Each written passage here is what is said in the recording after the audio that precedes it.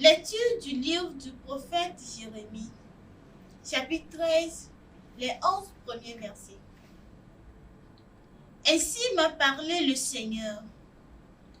Va, tu achèteras une ceinture de lin et tu la mettras sur tes reins. Évite de la tremper dans l'eau. Selon la parole du Seigneur, j'ai acheté une ceinture et je l'ai mise sur mes reins. De nouveau, la parole du Seigneur me fut adressée. Avec la ceinture que tu as achetée et que tu portes sur les reins, lève-toi, va jusqu'à l'Euphrate et là-bas, cache-la dans la fente d'un rocher. Je suis donc allé la cacher près de l'Euphrate, comme le Seigneur me l'avait ordonné. Longtemps après, le Seigneur m'a dit, lève-toi, va jusqu'à l'Euphrate et reprends la ceinture que je t'avais ordonné de cacher là-bas. Je suis donc allé jusqu'à l'Euphrate, j'ai creusé et j'ai repris la ceinture de l'endroit où je l'avais cachée. Et voici, la ceinture était pourrie, hors d'usage. Alors, la parole du Seigneur me fut adressée. Ainsi parle le Seigneur. Voilà comment je ferai pourrir l'immense orgueil de Juda et de Jérusalem. Ce peuple mauvais, qui suit les penchants de son cœur endurci et qui marche à la suite d'autres dieux pour les servir et se prosterner devant eux, il deviendra pareil à cette ceinture qui est hors d'usage. En effet, de même qu'un homme s'attache une ceinture autour des reins, de même, je m'étais attaché toute la maison d'Israël et toute la maison de Juda. Oracle du Seigneur, pour qu'elle soit mon peuple, mon renom, ma louange et ma parure. Mais elles n'ont pas écouté. Parole du Seigneur. Nous rendons grâce à Dieu.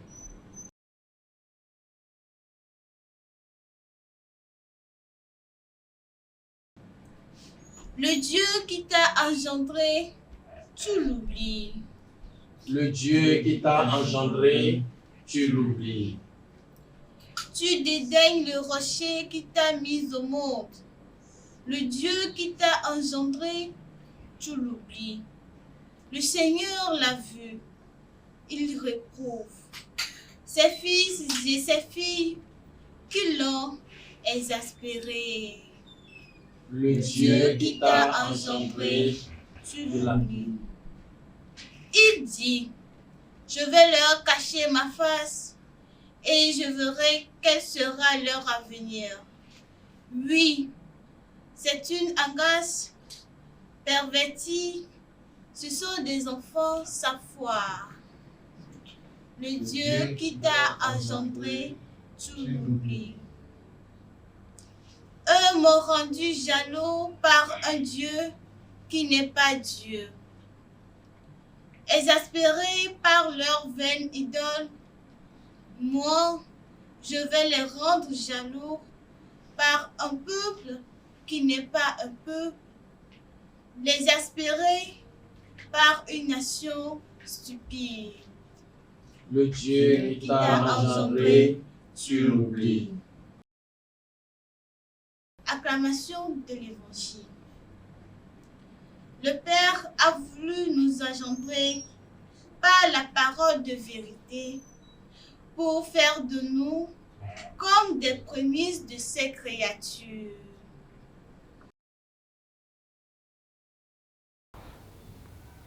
Ô Seigneur, envoie ton esprit qui renouvelle la face de la terre.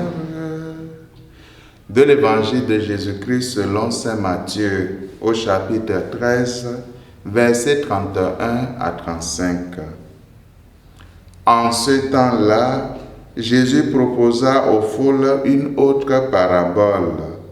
Le royaume des cieux est comparable à une graine de moutarde qu'un homme a prise et qu'il a semée dans son champ. C'est la plus petite de toutes les semences, mais quand elle a poussé, elle dépasse les autres plantes. Mais quand elle a poussé, elle dépasse les autres plantes potagères et devient un arbre, si bien que les oiseaux du ciel viennent et font leur nid dans ses branches. Il leur dit une autre parabole. Le royaume des cieux est comparable au levain qu'une femme a pris et qu'elle a enfoui dans 3 mesures de farine, jusqu'à ce que toute la pâte est levée. Tout cela, Jésus le dit aux foules en parabole, et il ne leur disait rien sans parabole, accomplissant ainsi la parole du prophète. J'ouvrirai la bouche pour des paraboles, je publierai ce qui fut caché depuis la fondation du monde. Acclamons la parole de Dieu. Louange à toi, Seigneur Jésus. L'évangile de ce début de la semaine nous propose de courtes paraboles qui nous montrent la manière dont la grâce de Dieu agit dans notre vie. En premier lieu, nous pouvons dire que Dieu n'est pas pressé, son temps n'est pas le nôtre. Nous sommes habitués à mesurer l'efficacité de nos actions aux résultats obtenus. Dieu, non. Il sait attendre et faire preuve de patience, y compris lorsque nous sommes peu dociles aux grâces qu'il nous envoie. En second lieu, nous retrouvons l'idée de la constance de Dieu.